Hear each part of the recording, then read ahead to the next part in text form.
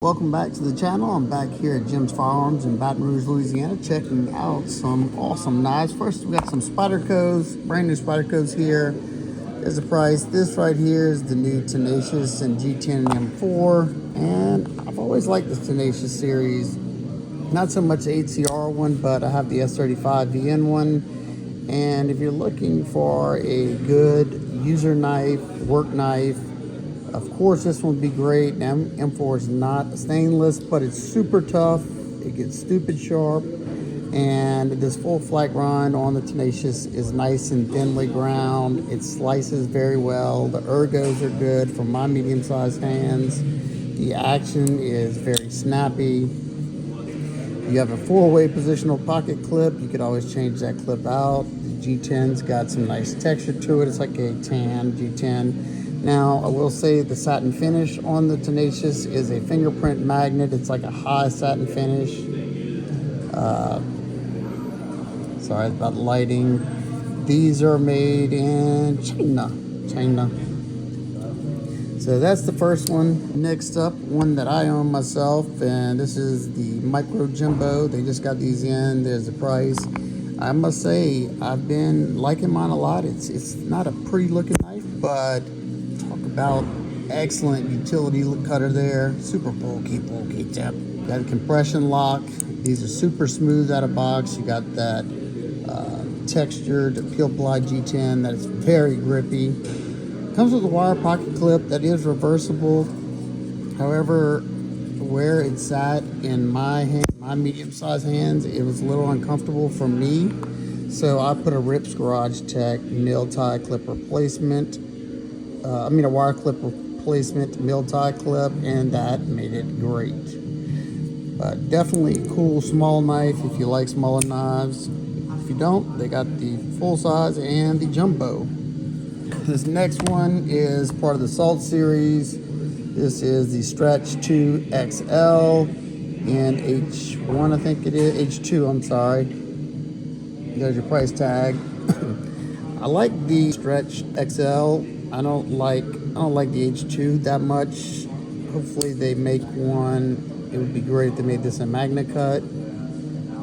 It's nice and slicey. It's a big knife, but not overly big, and it's nice and lightweight because of the FRN. And there's no liners in there, so I was wondering why it's so light. Nice and lightweight.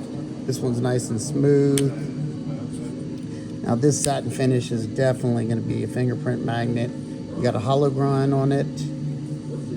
Super bulky tip. These are made in Seiki City. This is the Manix 2 Salt in Magna Cut in the yellow FRN. Kept looking at it at GP Knives, and the one I bought from them in the exclusive Rex 45, I like it so much that I figured I could pick up one in Magna Cut just so I can do some testing with Spyderco's Magna Cut, being that I know they do it properly. I don't like the yellow FRN, but I could either dye it or try to get some aftermarket because these are not pinned on. You can remove these, and I'm sure somebody makes some scales for it by now. This one's not as smooth as my my exclusive GP Knives exclusive one, but it'll probably break in. I can still flick it out. It's not a free dropper. That's about as far as it goes. But super lightweight, excellent little package if you're looking for a good user. So we got a Para 3 in BD1N. There's your price tag. This one's for the ladies or anybody who just likes pink. And I gotta say, since I've owned a Para 3 lightweight, they have very much improved the lightweight Para 3. Let's see. Now they're pretty centered.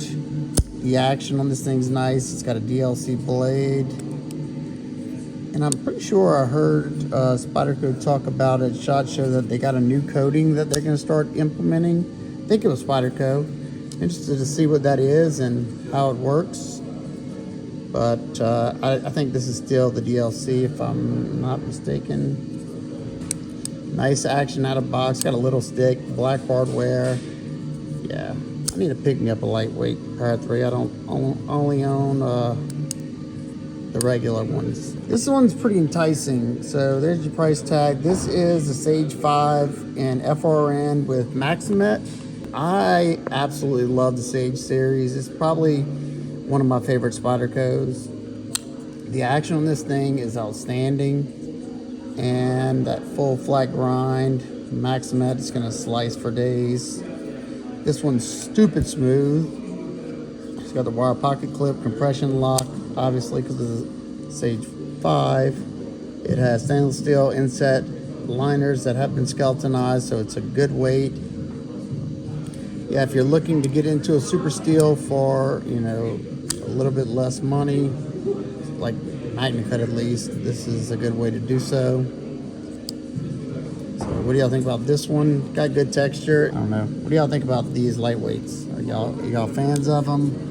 You own any of them? So what we have here is a Socom Elite. This is a manual, and this is a Tanto edge.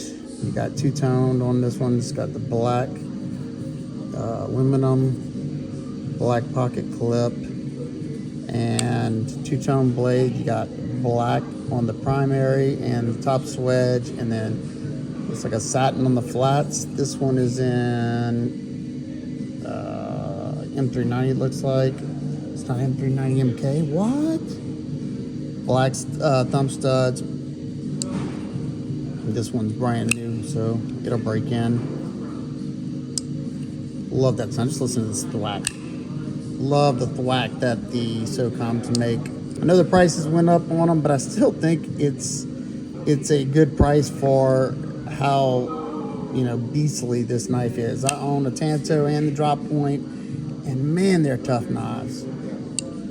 This is a perfectly executed hard use knife. They got external stops. The way they did this clamshell construction, all the extra hardware, the massive pivot, solid lockup. Yeah, I've always liked the Socom, and I'm excited. I saw that they had some of the mini overseas ones made. I'm hoping they do some minis of the Socom Elites. For all the Chris Reeve fans out there, this isn't really my thing, but there's your price tag. We have a unique graphics in MagnaCut. This is a small 31. Not really my thing here, but boy, the finishing on this is just on another level. I'm sure the lighting is not doing it any justice. You got satin hardware and thumb stud. Can't believe they didn't make this a double lug. That's ridiculous. And then you have the two-tone because you have the blasted backside and clip, and then the edges have been blasted, and then they just did a brush finish on the show side of the scale. Your blade has the satin hollow grind, and then the stone wash on the flats. And then let's see, kind of looks like they did the satin on the crowning as well. Definitely attractive looking knife, but this graphic is just not my thing. And man, these take so long now to break in. I guess it's a good thing, you know, over time it breaks in more and more. But if you're interested in that, call Jim's Firearms Baton Rouge, Louisiana. Ask for Brian or Rolf, they'll take care of you. Now, I've had tons of people reach out to me asking me to buy mine from me, but mine's not for sale. This is the Berg blade. Sweeney, is it? This is a little bit more fancy one in the marble carbon fiber with the damascene steel. I think they have two of these left.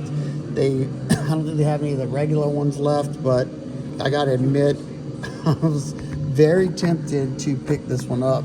Talk about stunning. I love, this is my favorite Berg blade design so far. That marble carbon fiber looks good. The action on this one is remarkable. And then you have like a satin finish on the damascene steel blade, and then they did the etch. So it's not a mirror polish, but it's close. Definitely a good looking knife. Let's see. Does that help any? Or does that make it worse? I'll probably get demonetized because I hear music in the background. Hopefully they can't hear it. You can't hear it as well over video. Blind screwed, tie clip, backspacer. Yeah, these things are ridiculously smooth. One of the best top flippers. Reverse flickers. Definitely a very well dialed in D10 on this one. They also have the same Sweeney. It's Sweeney?